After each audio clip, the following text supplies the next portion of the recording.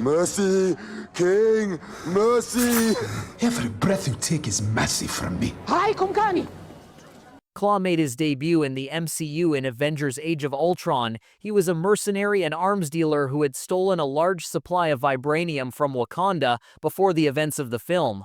The Wakandans had captured him and branded his neck to mark him as a traitor, but he managed to escape with the rare metal, which he later sold to Ultron. Ultron sought out Klaw's Vibranium cache, both to make a new body for himself and to power the Doomsday Trigger, which would allow him to wipe out all life on Earth. While the deal was going on, Klaw made the mistake of comparing Ultron to his creator Tony Stark. Ultron flew into a rage, cutting off Klaw's left arm and kicking him down a staircase. Klaw made the most of his injury, returning in Black Panther with a prosthetic arm that hit a Vibranium-powered sonic cannon. Killmonger hired Klaw to help him rob the Museum of Great Britain, and T'Challa later chased him through the streets of Busan. Many fans expected Klaw to eventually become a major supervillain, mirroring his counterpart from the comic books. Instead, he was unceremoniously killed off about halfway through Black Panther's runtime. Killmonger murdered Klaw and delivered his body to the Wakandans in hopes of earning their respect and proving that he could do what T'Challa could not. This worked well for the story that director Ryan Coogler wanted to tell, as Klaw's death drove the story forward and established Killmonger as a serious threat, but it also prevented Klaw from reaching his full potential. If he had survived the events of Black Panther, Klaw could have been a greater part of the MCU. So who is Klaw in the comics? In the comics, Klaw is arguably T'Challa's nemesis. He was the main antagonist of T'Challa's very first storyline, which ran from Fantastic Four number 52 to number 56. Ulysses Klaue was the son of Nazi war criminal Colonel Fritz Klaue, who tried to steal Wakanda's Vibranium for Adolf Hitler. After World War II, Colonel Klaue moved back to Belgium and raised his son Ulysses with tales of Wakanda. In adulthood, Ulysses became a physicist working in the field of applied sonics at the Technical University at Delft. He designed a sound transducer able to convert sound waves into physical mass, but the theoretical element necessary to make his device work was Vibranium, a substance known to exist only in certain meteoric deposits in the small African nation of Wakanda. Desperate for a sample, Klaw organized a group of mercenaries to help him seize the element from the Wakandans.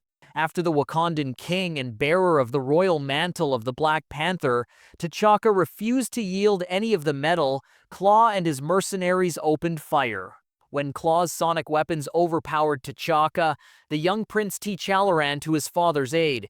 Klaw prepared to kill T'Challa, but T'Chaka shielded the boy with his body and lost his life. Klaw was disarmed by Wakandan warrior Zuri, who pierced Ulysses' right arm with a spear, and the orphan prince used Klaw's own sonic blaster to shatter his right hand, prompting him to call his troops to retreat. Klaw killed T'Challa's father, King T'Chaka, causing T'Challa to ascend to the throne and become the new Black Panther. 10 years later, Klaw attacked Wakanda again, this time using a machine called a sound converter that let him make constructs out of pure sonic energy. T'Challa needed to enlist the aid of the Fantastic Four to defeat his old enemy. In the MCU, Klaw had nothing to do with T'Challa's origin. T'Chaka instead died when Baron Helmut Zemo disguised himself as the Winter Soldier and bombed the Vienna International Center, as we saw in Captain America's Civil War. This happened when T'Challa was an adult and already operating as the Black Panther. Klaw's involvement in T'Chaka's death was first established in his first appearance in Fantastic Four number 53. This account of events was subsequently retconned by Black Panther Volume 4 number 3. In this issue, he was presented as an assassin hired to take down T'Chaka at the Bilderberg Conference in the case that he refused to negotiate Wakanda's resources. After hiding for a week under the floor of the conference room, Klaw murdered T'Chaka, but was forced to retreat by T'Challa after he wounded his arm. He was taken care of by the Belgian government for over 10 years and was experimented on by them. Their intent was to proceed a preemptive strike on T'Challa, as they were aware that the Black Panther would hunt down those responsible for his father's murder. Klaw had his mangled hand amputated and fitted with a claw-like prosthetic device into which he built a sonic force blaster. This retcon was in turn abandoned with Rise of the Black Panther #1, which presented Klaue once again as an invader that killed T'Chaka in his homeland while trying to seize Vibranium.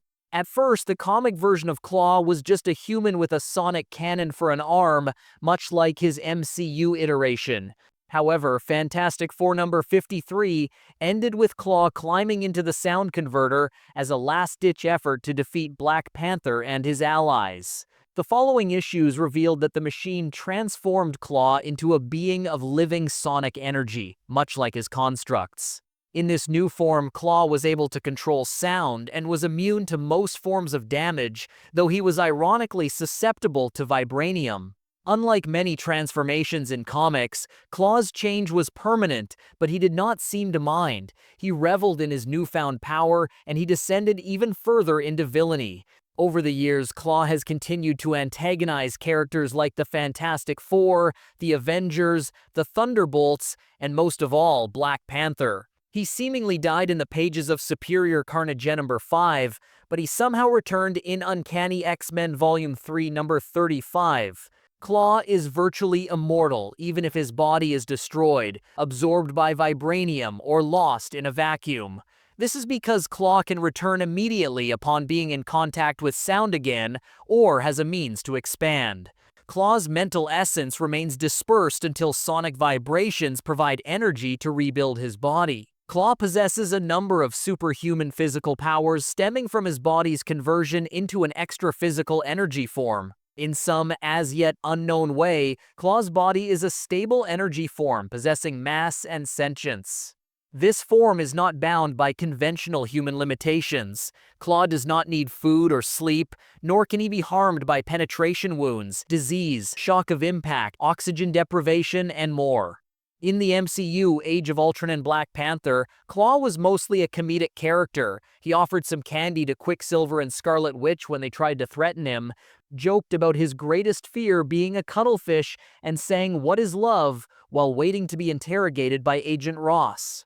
Actor Andy Serkis seemed to have a great time playing such a wacky villain, but his acting range goes far beyond that. In Age of Ultron, he was little more than a random criminal. In Black Panther, he had a sonic cannon for an arm, making him stronger and more memorable. A third outing could have completed his transformation into a comic-accurate depiction of one of T'Challa's greatest foes, but he was killed off before he got the chance. Not all hope is lost for those who want to see Klaue return to the big screen.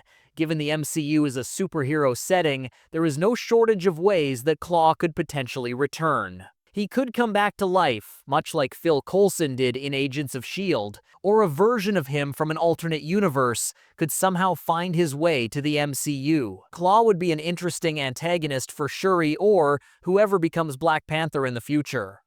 And that's the story of Ulysses Klaue, the comic book sound demon and the MCU's unpredictable arms dealer. Two versions of the same man, but worlds apart in power, motive, and legacy. Now I want to hear from you. Which version of Klaue do you prefer? The over-the-top sound being from the comics, or the cunning, chaotic villain from the MCU? And do you think Marvel should bring him back in some form for future stories? Drop your thoughts in the comments, because the debate on this one can get real interesting. If you enjoyed this deep dive into Marvel lore, make sure you hit that like button, subscribe, and turn on notifications so you don't miss the next breakdown. We've got a lot more stories coming your way.